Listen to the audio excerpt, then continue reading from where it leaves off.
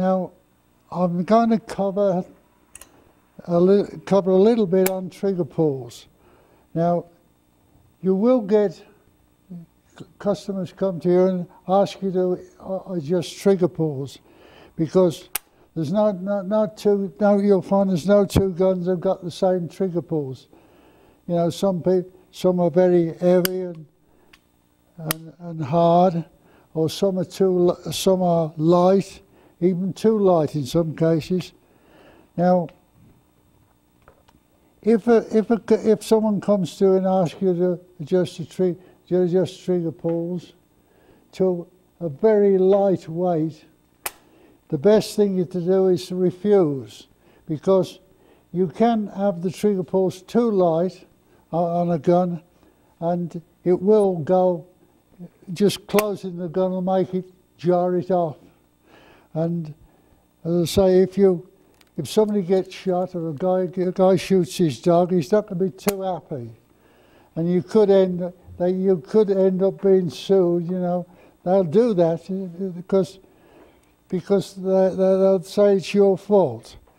So I know a particular gunsmith down in Louisiana. He said, "I won't touch trigger pulls." He said, "That's lawsuit work." And I can't say I blame him. He's being careful.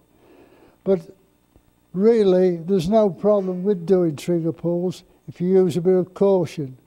Now, the way of adjusting trigger pulls is the same for all kinds of guns, no matter whether they're side lock, box lock, or even with a blitz action. That's with all the work on the trigger plate. Now, what it involves is altering the angle on the nose of the sear. It's pretty simple, but it can take a while to do it. This is the nose of the sear. It's shaped like a bow of a ship, you might say. Now, if you want to decrease the weight of the pull, you take this point backwards, you alter the angle to a less acute angle to reduce the pull. And to increase the pull, you alter the angle the other way. You make the angle more acute, in other words, more pointed.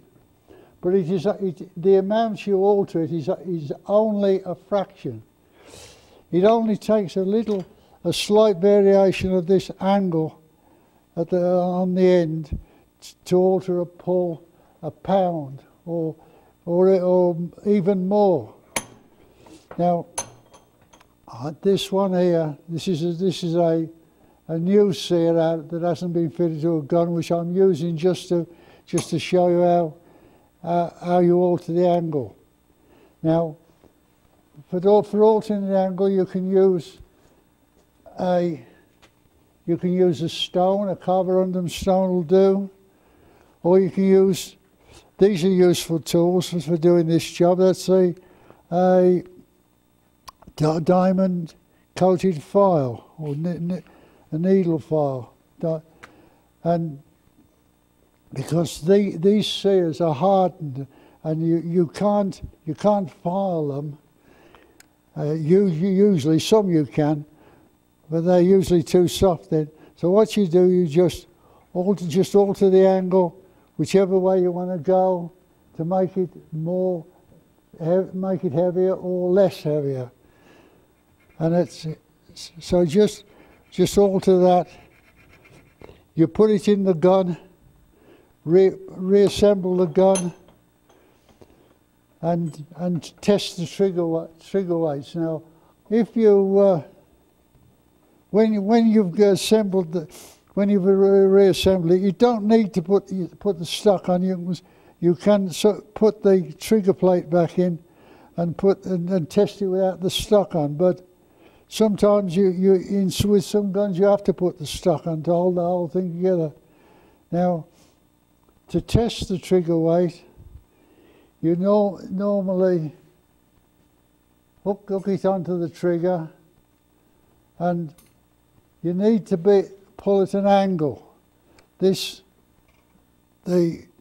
stem of this trigger tester should go down about in line with the comb to the heel. You don't want to do it straight this way on or something like this. You've got to have it down. The idea being to be approximately the angle your finger would be pulling the trigger at. You see, that's the best way I can describe it. Now, so what you do, you just hang the trigger tester on the trigger and lift, and if it carries the weight that you've got on the bottom, and you're safer. This has got 2 pounds.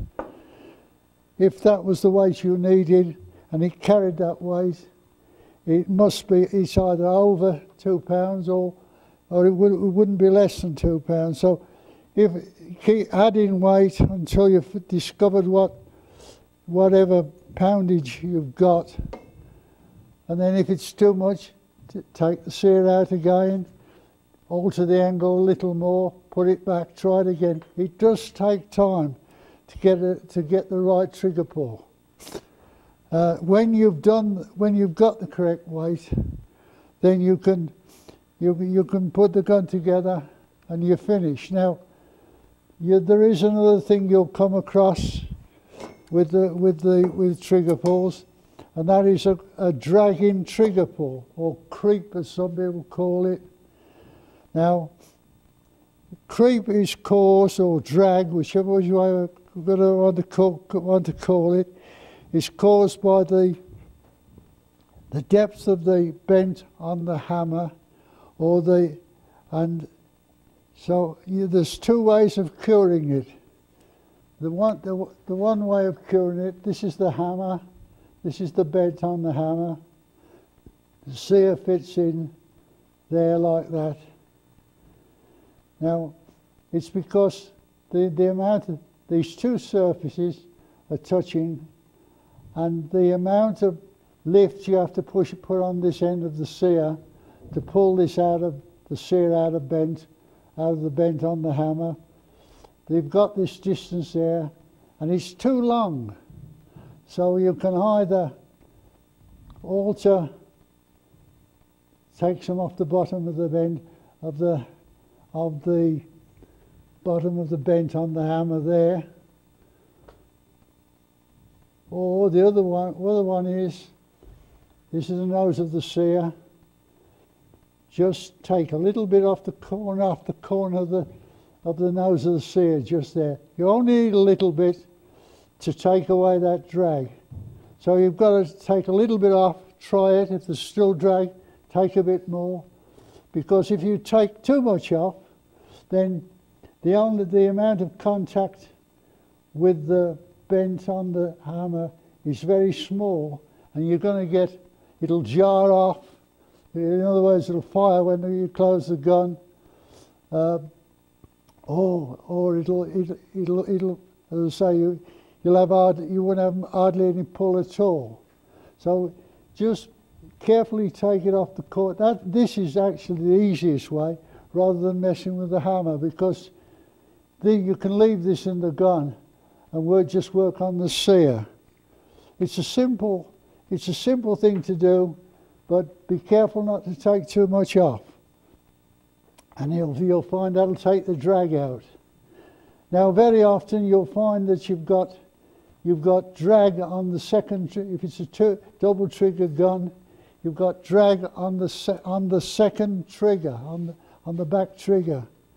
So you won't have drag on the front trigger, just on the back.